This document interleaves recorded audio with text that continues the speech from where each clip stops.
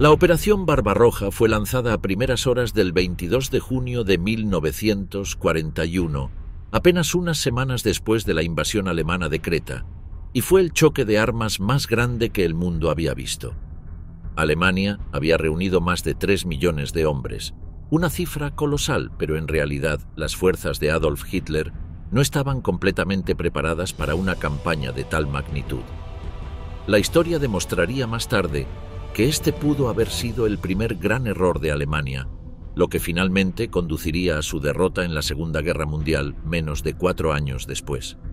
El poderoso Tercer Reich colapsó sobre sí mismo en pocos meses, pero los comienzos de este proceso se pueden rastrear en las costosas pérdidas alemanas en la Unión Soviética.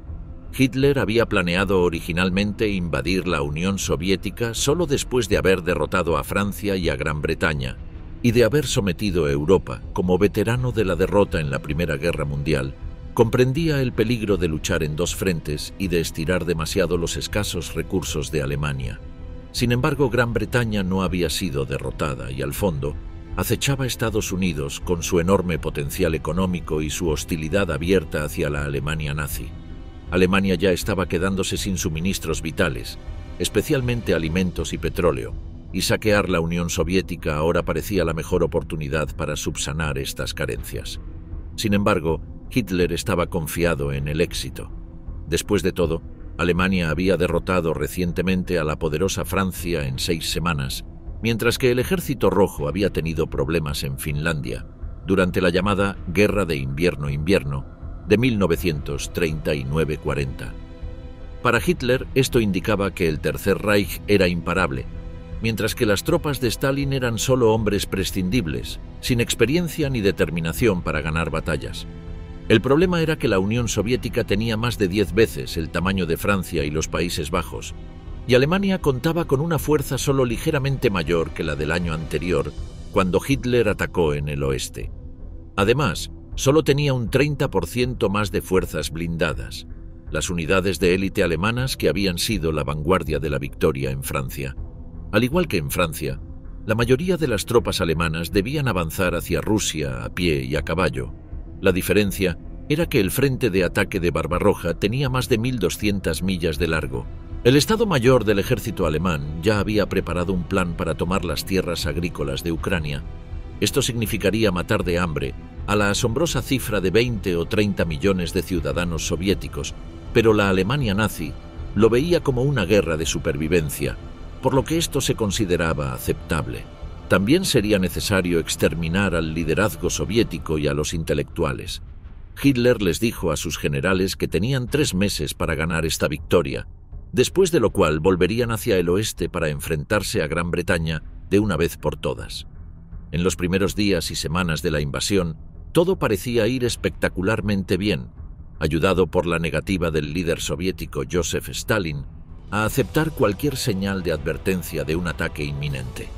Los historiadores han demostrado que tenía informes precisos de un enorme aumento de tropas alemanas a lo largo de la frontera en la antigua Polonia, pero por alguna razón, quizás porque Alemania había firmado un pacto secreto de no agresión solo 2 años antes, no hizo nada para detener la invasión alemana.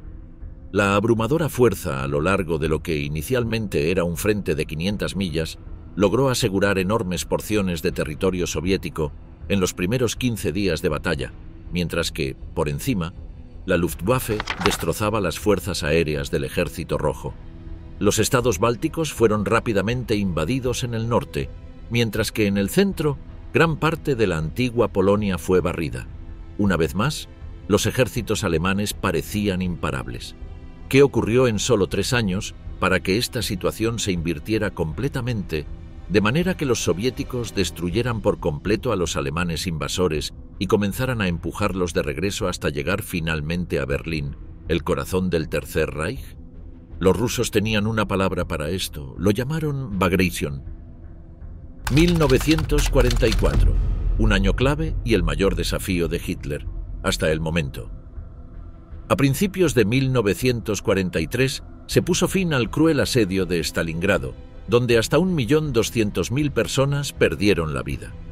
A partir de ese momento, el balance de fuerzas comenzó a cambiar. Otro punto de inflexión importante fue la batalla de Kursk, el mayor choque de blindados de la historia y una victoria de enorme importancia para las fuerzas soviéticas. Después de Stalingrado y Kursk, Stalin se dio cuenta de que ahora debía jugar a la ofensiva por primera vez desde el inicio de la Operación Barbarroja. Después de Kursk, el Ejército Rojo continuó empujando a los alemanes hacia el oeste, en dirección a Ucrania, utilizando simultáneamente 5 grupos de ejércitos. Esta ofensiva de otoño se conoció colectivamente como la Batalla del Dnieper, el río que atravesaba esta parte de la Unión Soviética. El frente central del general Rokossovski encabezó el camino, llegando al Dnieper al norte de Kiev en septiembre y seguido de cerca hacia el sur por el frente de Voronezh. Siguieron combates feroces y Kiev no fue recapturada hasta el 6 de noviembre, pero significó que la antigua capital de Ucrania volviera a estar en manos soviéticas, con ella un enorme puente de desembarco de 200 millas de ancho y 90 millas de profundidad. A finales de diciembre, todo el frente se había desplazado cientos de millas hacia el oeste. La península de Crimea había sido aislada. El Dnieper cruzado y el frente central había creado un vasto puente de desembarco que se extendía hasta la ciudad de Korosten, cerca de Pripyat. El Ejército Rojo también triunfó en el norte. Para enero de 1944, los frentes de Leningrado y Volkhov habían reunido a casi 1 millón de hombres y casi 22.000 cañones, mientras que frente a sus costas se encontraba la flota báltica. El ataque del Ejército Rojo comenzó el 14 de enero y pronto empujó a los alemanes hacia atrás.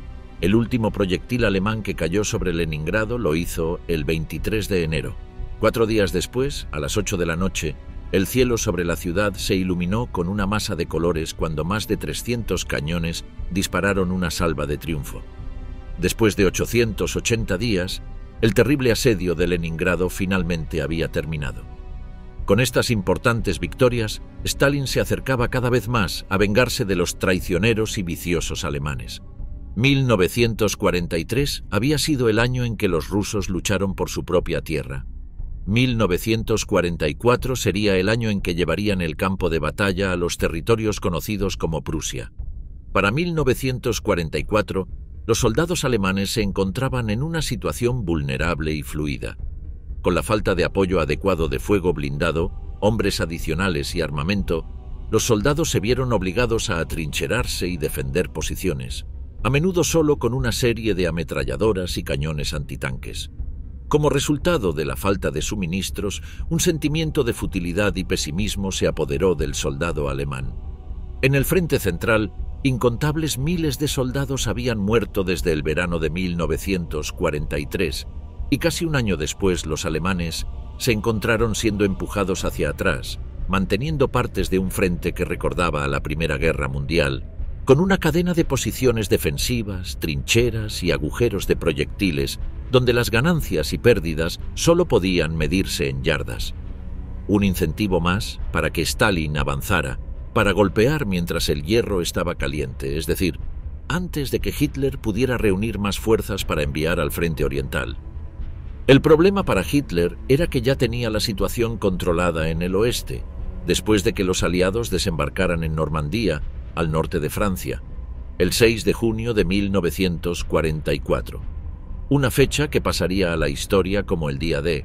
El desembarco en Normandía fue la invasión marítima más grande de la historia, con casi 5.000 embarcaciones de desembarco y asalto, 289 barcos de escolta y 277 barrenderos de minas participando. Durante el día D, casi 160.000 tropas cruzaron el Canal de la Mancha. Este número aumentó en los días siguientes, con 875.000 hombres desembarcando para finales de junio. Las bajas aliadas fueron, solo en ese primer día, al menos 10.000, con 4.414 muertos confirmados. Se calcula que los alemanes sufrieron entre 5.000 y 9.000 bajas, entre muertos, heridos, desaparecidos o capturados.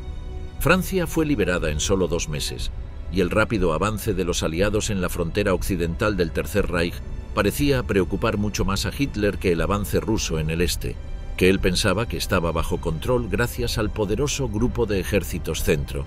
De hecho, probablemente fue esta sobreconfianza la que terminó siendo la perdición de Hitler. Pero él tenía razones para sentirse confiado. Las audaces apuestas de Hitler entre 1938 y 1941 habían resultado en una serie de notables victorias militares alemanas. Gran parte del liderazgo militar alemán había sido escéptico de los planes de Hitler, y estas primeras victorias convencieron a Hitler de su genio para la guerra, además de crear en él un desprecio visceral por los juicios de los altos mandos militares alemanes. Hitler se convenció de que cualquier victoria era gracias a su brillantez y cualquier derrota a la incompetencia de los generales.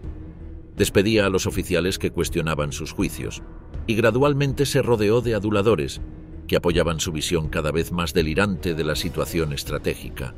Hitler era un hábil aficionado en la planificación militar. Su visión militar había sido moldeada por su distinguido servicio como joven infante en la Primera Guerra Mundial. Como muchos alemanes de su generación, estaba convencido de que Alemania podría haber ganado esa guerra si tan solo hubiera tenido la voluntad de resistir. Se veía a sí mismo como la encarnación de esa voluntad y actuaba despiadadamente contra cualquier comandante alemán que no mostrara un entusiasmo similar por la resistencia hasta la muerte. El juicio estratégico de Hitler sobre la Unión Soviética en 1944 era que ésta estaba al borde del colapso, y colapsaría como lo hizo en 1917 si Alemania simplemente aguantaba lo suficiente. Hitler simplemente se negaba a creer que la fuerza militar soviética estaba aumentando en lugar de debilitándose, ya que esto habría socavado su confianza en la victoria final de Alemania. A medida que aumentaban las pruebas de la creciente debilidad de Alemania frente al asalto en dos frentes, Hitler continuó retirándose a un mundo de irrealidad, confiando en armas milagrosas y en los errores del enemigo.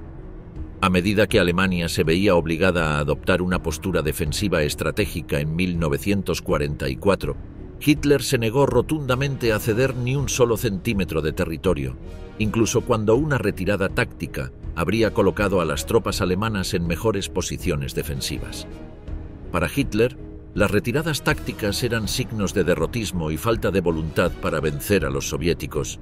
Era sintomático de esta visión que sus instrucciones de 1944 a los comandantes alemanes en el frente oriental fueran preparar las principales ciudades como puntos fuertes o centros de resistencia en caso de que los soviéticos rompieran las defensas alemanas, y sus guarniciones debían luchar hasta el último hombre. La retirada nunca fue una opción. El efecto inmediato de esta visión fue la insistencia de Hitler en autorizar personalmente las retiradas tácticas, incluso las menores. El ejército alemán en general y el grupo de ejércitos centro en particular perdieron su flexibilidad táctica, lo que los hizo más vulnerables al ejército rojo. El grupo de ejércitos centro alemán y la ofensiva soviética en Bielorrusia. En 1944, el ejército alemán experimentó pérdidas cada vez más pesadas en el este, perdiendo la mayor parte de la Ucrania ocupada en el proceso. El precio que pagaron por enfurecer a los rusos fue alto, con miles de hombres heridos que quedaron atrás. Las divisiones que habían luchado con determinación férrea contra los soviéticos fueron gravemente destruidas, y el ejército rojo explotó sin piedad la debilidad resultante cuando comenzaron las campañas de primavera. A continuación, siguieron más cerco y fugas, cada uno de ellos resultando en una mayor hemorragia de la fuerza alemana. Pero el golpe principal cayó más al norte, contra el grupo de ejércitos centro-alemán. Medidas de engaño cuidadosamente elaboradas aseguraron que los alemanes no se dieran cuenta de la magnitud de las fuerzas que se estaban reuniendo contra ellos, aunque sabían que se venía un ataque importante. El 22 de junio de 1944, casi 1.700.000 hombres del Ejército Rojo, respaldados por más de 4.000 tanques y cañones autopropulsados y apoyados por 24.000 piezas de artillería y morteros pesados, lanzaron la Operación Bagration. Esta ofensiva, tan mortífera y eficiente como cualquier campaña alemana en la guerra, simplemente abrumó y destruyó al grupo de ejércitos centro. Para el 4 de julio, el grupo de ejércitos había dejado de existir efectivamente. Se había abierto un hueco de 400 kilómetros en el frente alemán y 350.000 soldados alemanes, desde generales hasta soldados rasos, estaban muertos, capturados o desaparecidos. La magnitud de esta derrota eclipsó incluso las pérdidas en Stalingrado, ya que los ejércitos de tanques soviéticos aprovecharon inmediatamente su éxito, enfrentándose solo a las fuerzas improvisadas y unidades transferidas que los alemanes pudieron lanzar al enorme agujero en sus líneas. Para finales de julio, el Ejército Rojo había avanzado de Vitebsk al Vístula y se encontraba en los suburbios de Varsovia. Las fuerzas alemanas del Grupo de Ejércitos Centro no estaban preparadas para enfrentar el próximo embate del Ejército Rojo. Debido a un grave malentendido de las intenciones soviéticas, los alemanes no esperaban que el Grupo de Ejércitos Centro fuera a enfrentar el principal ataque soviético.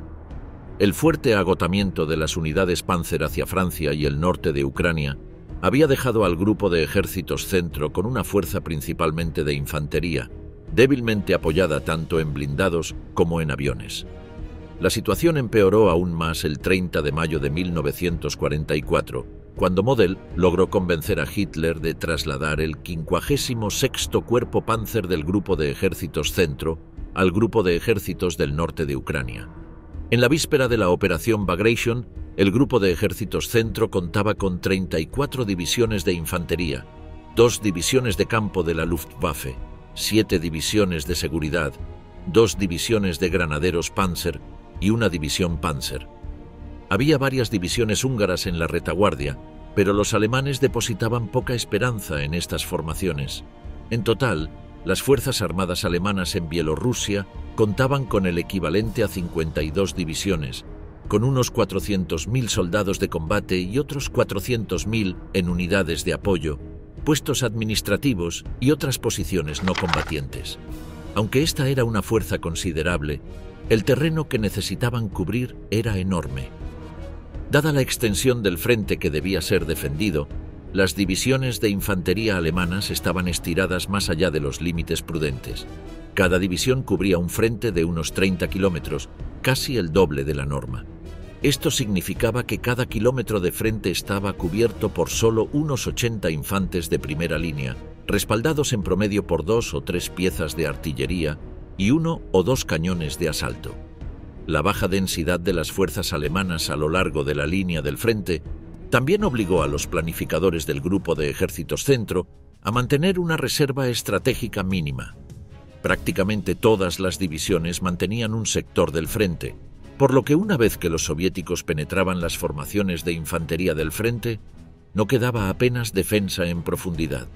Los alemanes fortificaron parcialmente varias ciudades y pueblos importantes, pero estos lugares estaban débilmente defendidos por tropas de apoyo.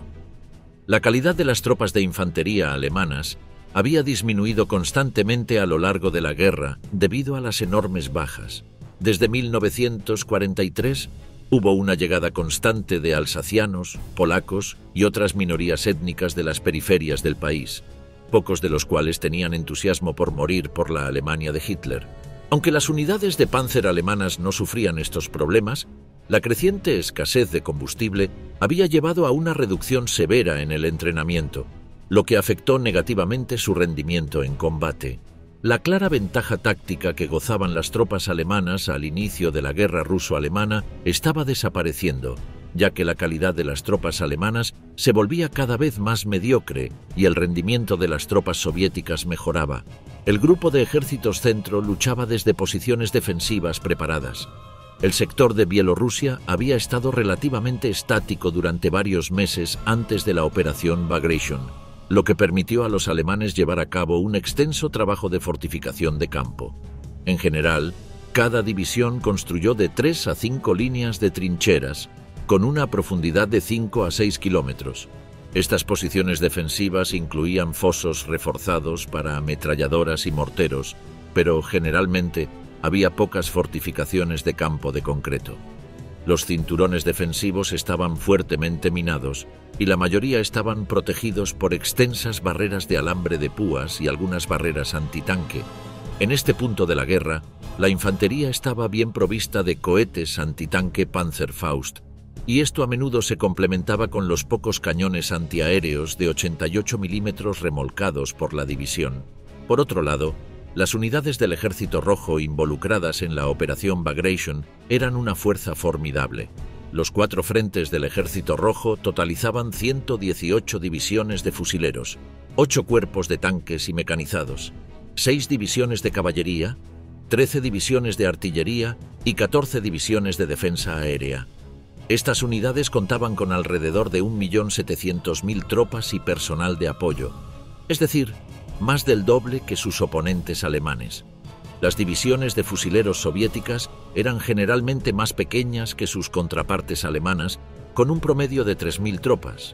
En el momento de la operación Bagration, se hizo un esfuerzo concertado por aumentar estas unidades a un promedio de 6.000 tropas. Para 1944, un cuerpo de fusileros soviético era similar a una división de infantería británica o estadounidense en potencia de fuego. Igualmente, un cuerpo de tanques soviético era de tamaño similar al de una división acorazada estadounidense. Las 6 divisiones de caballería estaban destinadas a proporcionar al Ejército Rojo movilidad en terrenos difíciles, como bosques y pantanos que no eran adecuados para vehículos acorazados. La caballería fue ridiculizada en Europa Occidental como un anacronismo inútil, pero en el frente oriental todavía era bastante útil. El Ejército Rojo disfrutaba de una ventaja numérica sustancial en equipo blindado. Durante la fase inicial de la operación Bagration había 2.715 tanques y 1.355 cañones de asalto, aproximadamente una ventaja de 6 veces sobre los alemanes. Alrededor del 40% del blindaje soviético se asignaba a unidades de tanques y cañones de asalto adjuntas a los cuerpos de fusileros, para proporcionar apoyo de fuego directo durante la fase de penetración de la operación. Un poco más del 60% del blindaje se encontraba en las unidades de tanques, mecanizadas y de caballería, que llevarían a cabo la fase de explotación de la operación una vez que los cuerpos de fusileros hubieran penetrado el cinturón defensivo alemán. La mayoría de los tanques soviéticos eran tanques medianos. El tipo más común era el T-34 modelo 1943, armado con un cañón de 76 milímetros. El nuevo tanque T-34-85 había entrado en servicio a principios de 1944 y estaba disponible en cantidad, a menudo representando hasta un tercio de las brigadas de tanques medianos. Algunas unidades soviéticas estaban equipadas con los tanques M4A2 Sherman estadounidenses prestados. El Ejército Rojo tenía otra ventaja significativa: la presencia de un gran movimiento partisano detrás de las líneas alemanas. Bielorrusia fue el sitio del movimiento partisano más grande y vigoroso en la Unión Soviética, apoyado activamente desde 1942 por extensos lanzamientos aéreos de equipo y personal. A principios de 1943, la fuerza partisano en Bielorrusia era de unos 150.000. Para junio de 1944 había aumentado a 270.000, organizados en 157 brigadas y 187 compañías 80 y 3 destacamentos más pequeños. Esto ató a un número sustancial de tropas alemanas. Las fuentes rusas afirman que el movimiento partisano bielorruso destruyó 11.128 vagones de tren, 34 trenes blindados, 18.700 vehículos, 1.355 vehículos blindados y 500.000 efectivos enemigos durante la guerra. Operación Bagration, un día de soviético. El inicio formal de la Operación Bagration estaba programado para las 5 de la mañana del 23 de junio de 1944 y comenzó con una preparación de artillería masiva a lo largo de todo el frente. De manera promedio, a cada pieza de artillería se le asignaron 2 unidades de fuego para la misión. Esto significaba 160 proyectiles para un obús de 122 milímetros, es decir, aproximadamente 6 toneladas de munición. Los bombardeos fueron brutales, durando más de 2 horas en promedio. La mayoría comenzaron con un periodo de intenso bombardeo de 10 a 20 minutos contra las primeras líneas de trincheras alemanas, a una profundidad de 6 kilómetros. El objetivo era destruir las trincheras avanzadas y aniquilar la infantería alemana antes de que pudieran retirarse a líneas de defensa más profundas. Cada pieza de artillería disparaba a un ritmo creciente, por lo que en los últimos 5 minutos del bombardeo inicial, cada arma estaba disparando al límite técnico de su resistencia. En algunos sectores, esto fue seguido por un bombardeo rodante dirigido contra las primeras líneas de trincheras durante hasta 1 hora. En otros sectores, donde las defensas alemanas eran especialmente densas, se llevó a cabo un bombardeo rodante doble. Esta táctica consistió en asignar la artillería en dos grupos. El primero realizó un bombardeo rodante sucesivo contra las líneas principales e intermedias de defensa. El segundo se concentró solo en la línea principal de defensa, comenzando con la segunda línea de trincheras. Esta fue la primera vez que se utilizó un bombardeo rodante doble en el frente oriental, y fue posible gracias a la densidad de la artillería soviética en Bagratión. 3 divisiones de lanzacohetes múltiples y muchas unidades más pequeñas también participaron en la preparación. Sus objetivos coincidían en gran medida con los objetivos de la artillería convencional y ayudaron a saturar los objetivos. La artillería alemana comenzó una tímida respuesta de contrabatería, solo para ser atacada por formaciones especiales de artillería de largo alcance.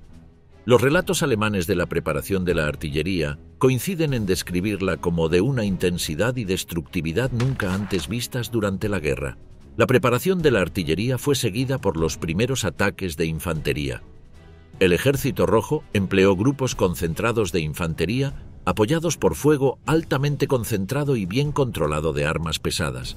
Esta combinación resultó letal para las mal preparadas defensas alemanas.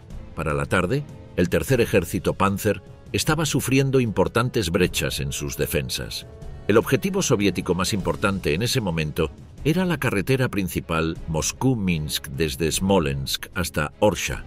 Esta área había sido ferozmente disputada en los combates anteriores durante el otoño e invierno de 1943-44, y los alemanes la habían fortificado y minado en gran medida.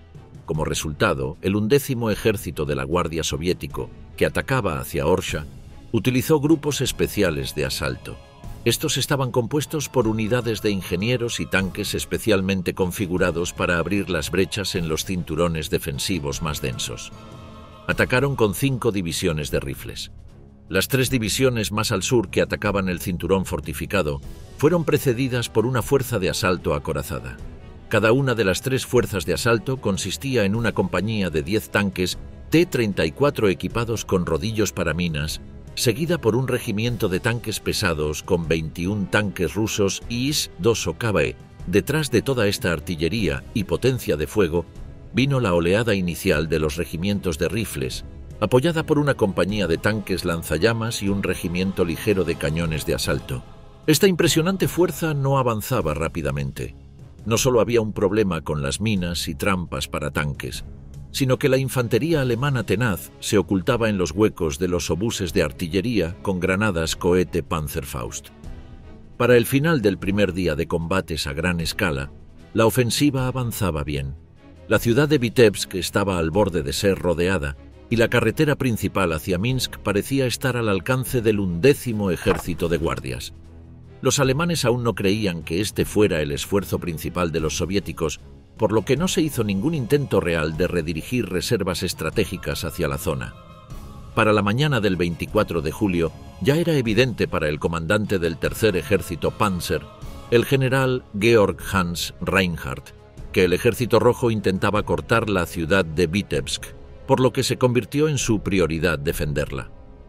A última hora de la mañana, 2 ejércitos soviéticos se estaban acercando rápidamente por detrás de Vitebsk hacia el oeste. Todo el cuerpo 53 alemán estaba a punto de ser atrapado. Las autoridades alemanas en el campo decidieron que su única oportunidad era preparar una operación de ruptura, es decir, intentar romper el cerco soviético para crear un camino por el cual las tropas rodeadas pudieran escapar. El general Reinhardt solicitó autorización para actuar de manera independiente. Hitler lo rechazó, ya que estaba en contra de cualquier tipo de retirada. El mariscal de campo Ernst Busch no tuvo más opción que ordenar a las divisiones de infantería que permanecieran en su lugar para defender la ciudad. Era solo cuestión de tiempo antes de que los soviéticos capturaran Vitebsk, convirtiendo a cada soldado alemán en prisionero. Con la ruptura del perímetro defensivo alemán alrededor de Vitebsk completa, ambos frentes soviéticos comenzaron a esforzarse para unirse y comenzar la fase de explotación. A primeras horas de la tarde del 24 de julio, el primer cuerpo de tanques del primer frente báltico se puso en movimiento hacia el suroeste, y sus unidades de reconocimiento ya habían alcanzado el río Dvina y asegurado un puente parcialmente dañado.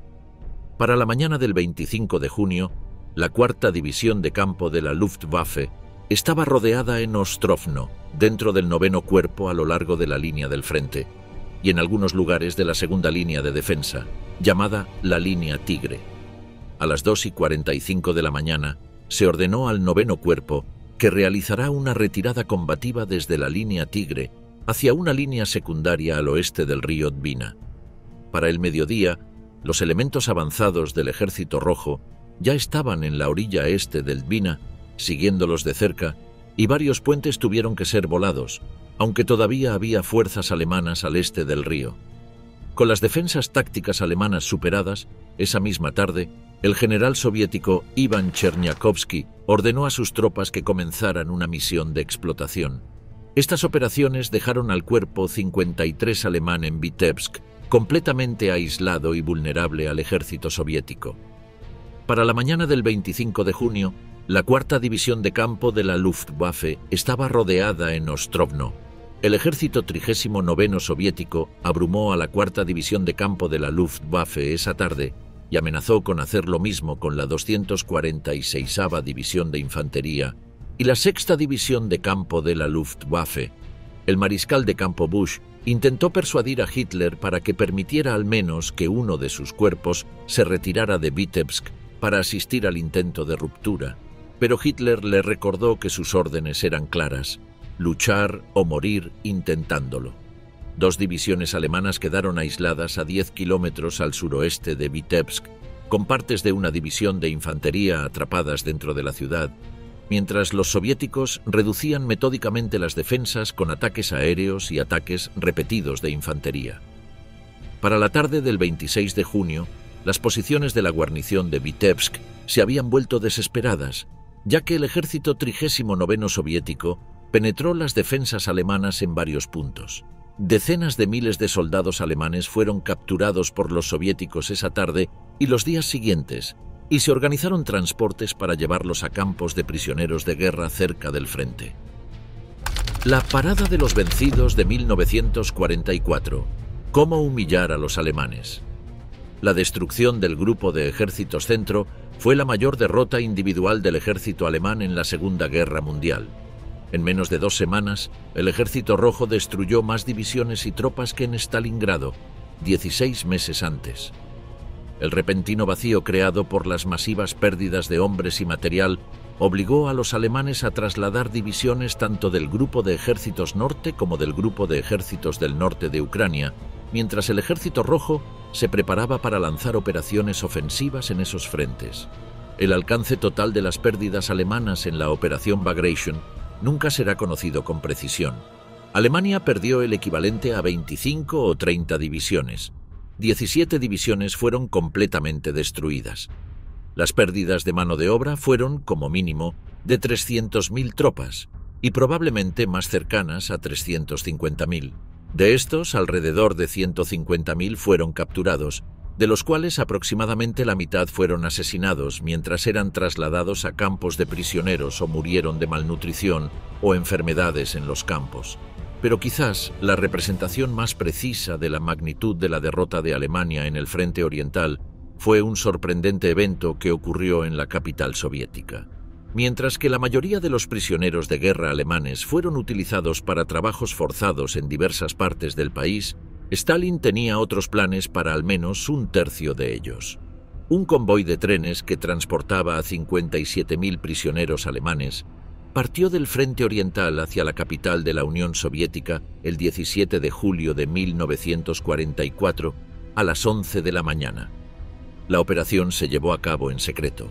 Ni los militares que escoltaban a los prisioneros de guerra a Moscú, ni los propios prisioneros ni los residentes de Moscú tenían idea de la parada que estaban planeando los altos dirigentes del Partido Comunista. A partir del 14 de julio, comenzaron a llegar prisioneros alemanes a Moscú. Fueron alojados en el Estadio Dinamo y en el Hipódromo de Moscú. 18 trenes con prisioneros debían marchar desde el hipódromo a lo largo de la avenida Leningrado y la calle Tverskaya, pasando por la plaza Mayakovsky, hasta el Anillo de los Jardines, y luego por el anillo hasta la estación de trenes de Kursk. Los otros 8 trenes de prisioneros alemanes debían marchar en la dirección opuesta, desde la plaza Mayakovsky a lo largo del anillo de los jardines hasta la plaza Kalutskaya y luego hacia el sureste por la avenida Lenin hasta la estación de trenes de Kanachikovo. El comandante del distrito militar de Moscú, el general de coronel Pavel Artemiev, estaba a cargo de los convoyes. El orden público, la seguridad pública y la seguridad del transporte serían mantenidos por el comandante militar de Moscú, el general mayor Kuzma Sinilov, y el comisario jefe de policía de Moscú de segundo rango, Víctor Romanchenko. El anuncio al público se hizo por parte del comisario jefe de policía de Moscú en la página posterior del diario Pravda el mismo día de la marcha. Fue una sorpresa para todos. Se informó al público que el 17 de julio de 1944, un convoy de 57.600 prisioneros de guerra alemanes marcharía por el centro de Moscú en su camino hacia los campos de prisioneros de guerra. Se dieron los detalles exactos de las rutas, para que todos pudieran ver la parada desde el lugar que les resultara más conveniente. Los residentes y visitantes de Moscú también fueron informados de que el tráfico y la accesibilidad de las calles a lo largo de las rutas se verían restringidos. A todos los ciudadanos soviéticos se les aconsejó cumplir con el orden mantenido por la fuerza policial y no perturbar a los prisioneros de ninguna manera. Los prisioneros alemanes salieron del hipódromo de Moscú en grandes formaciones de 600 hombres, 20 por fila, a las 11 de la mañana, tal como estaba planeado. Estaban bien alimentados y se les dio agua para asegurarse de que pudieran soportar la larga marcha. Marcharon a pie, en silencio, y sin sus banderas ni estandartes. Todos los prisioneros tenían los brazos y las piernas libres, pero sabían que intentar escapar sería inútil. Un total de 1.227 oficiales de más alto rango capturados estaban a cargo de liderar la parada. Al frente de la marcha iban 19 generales y 6 coroneles, todos con uniforme completo, adornados con medallas, y 6 coroneles y tenientes coroneles. Entre los generales se encontraban el comandante del 27º Cuerpo de Ejército, el general de infantería Paul Gustav Volkers, el comandante del 53º Cuerpo de Ejército, el general de infantería Friedrich Gollwitzer, el comandante del 12º Cuerpo de Ejército, el teniente general Vinzenz Müller, el comandante de Mogilev, el mayor general Gottfried von Erdmannsdorf y el comandante militar de Bobruisk, el teniente general Adolf Hamann. Erdmannsdorf y Hamann fueron ejecutados públicamente más tarde por crímenes de guerra. Vinzenz Müller se convirtió en un decidido antinazi y regresó a una carrera militar en la República Democrática Alemana, e incluso se convirtió en miembro del Parlamento de la Alemania Oriental. Su vida terminó en 1961, bajo circunstancias dudosas, cuando cayó desde un balcón en su casa. El general Volkers murió en cautiverio soviético, aunque los detalles exactos se desconocen. Friedrich Gollwitzer fue condenado como criminal de guerra en la Unión Soviética y liberado en 1955. La llamada Desfile de los Vencidos fue contemplada por la multitud en Moscú en silencio. Algunos maldijeron a los alemanes que pasaban, mientras que cualquier intento de tirar piedras fue detenido inmediatamente. El público estaba desconcertado. Este no era el tipo de desfile al que estaban acostumbrados a ver. En total, más de 120.000 personas se reunieron a lo largo de la ruta del desfile para ver a los prisioneros alemanes marchar hacia las estaciones de tren que los llevarían a los campos de trabajo forzado. Hitler había prometido a las tropas que un día marcharían por las principales avenidas de Moscú, pero no era esto lo que habían imaginado. El desfile terminó con una limpieza. Camiones de regadores recorrieron las calles por donde habían marchado los soldados alemanes, enjuagando simbólicamente Moscú de la suciedad. Unas horas después del desfile, todo volvió a la normalidad, mientras la guerra seguía desatada en el oeste. Pero para el pueblo ruso, este desfile tenía un mensaje muy fuerte. Ahora había esperanza. El fin de la guerra se acercaba y las familias pronto podrían reunirse con aquellos que habían estado sirviendo al país en el campo de batalla. Para los sobrevivientes del grupo de ejércitos centro, sin embargo, la historia era completamente diferente. La mayoría de ellos no regresaron a Alemania hasta mediados de la década de 1950, después de casi una década en el Gulag de Stalin, extrayendo minerales y cortando madera. Las bajas soviéticas durante la Operación Bagration también fueron altas. Las pérdidas más graves fueron sufridas por el primer frente bielorruso, con unos 65.779 hombres perdidos. Las bajas totales de los 4 frentes ascendieron a 178.507 soldados. Bagration fue un éxito rotundo, pero tuvo un precio. Dentro de las primeras 3 semanas de la Operación Bagration, las fuerzas soviéticas ya habían capturado a 22 generales alemanes. El 17 de julio de 1944, 19 de ellos fueron desfilados por las calles de Moscú junto con 57.000 prisioneros alemanes en un evento conocido como la Marcha de los Perdidos. Aunque la ofensiva continuaría hasta finales de agosto, las pérdidas alemanas en solo esas primeras semanas, muertos, heridos y capturados, ya habían superado la devastación sufrida en Stalingrado.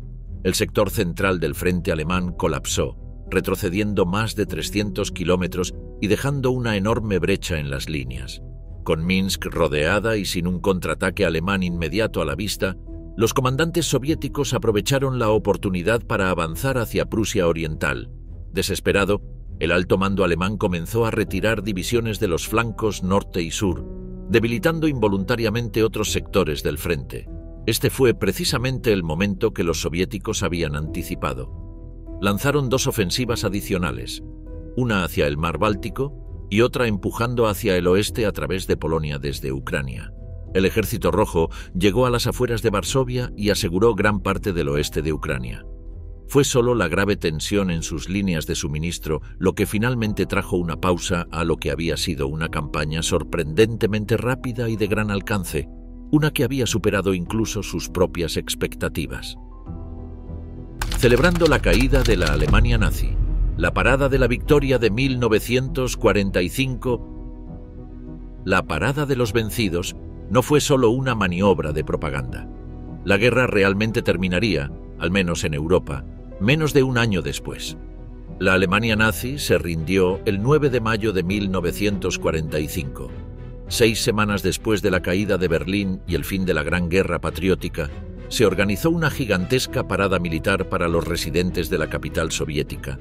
Esta sería una parada muy diferente a la anterior, una celebración de la victoria en lugar de una humillación a los derrotados. En esta ocasión, se alentaba a la gente a cantar, ser feliz y vitorear a las tropas que marchaban. Organizada y llevada a cabo bajo las órdenes directas de Stalin, la Parada de la Victoria de 1945 fue, y sigue siendo, la más grande jamás celebrada en la Plaza Roja de Moscú. 40.000 soldados, marineros y otros miembros del servicio, acompañados de 1.850 tanques, piezas de artillería y equipos diversos, se movilizaron para la ocasión, a pesar de la fuerte lluvia que caía ese día. A cargo de la parada estaba el comandante del Segundo Frente Bielorruso, el mariscal de la Unión Soviética y héroe de la Operación Bagration, K.K. Rokossovsky. El 22 de junio de 1945, los principales periódicos soviéticos publicaron las palabras de Joseph Stalin, llamando a lo que sería la llamada Parada de la Victoria, para el 24 de junio de 1945 en la Plaza Roja de Moscú. Las preparaciones intensivas habían comenzado desde finales de mayo, y en junio se realizó un ensayo para las unidades de infantería en el anillo de los jardines de Moscú, desde el puente de Crimea hasta la plaza Smolensk. Las unidades de artillería fueron cuidadosamente inspeccionadas, así como los vehículos mecanizados y blindados. Varios regimientos formados y entrenados marcharían, representando cada uno de los frentes que estuvieron en acción al final de la guerra y encabezados por los comandantes de esos frentes. Se decidió traer de Berlín la bandera roja que había sido izada sobre el Reichstag el 2 de mayo. Los organizadores permitieron que cada regimiento eligiera sus marchas militares favoritas. El penúltimo ensayo para la parada del Día de la Victoria se llevó a cabo en el Aeródromo Central y el ensayo general en la Plaza Roja. Todo debía ser planeado y ejecutado perfectamente.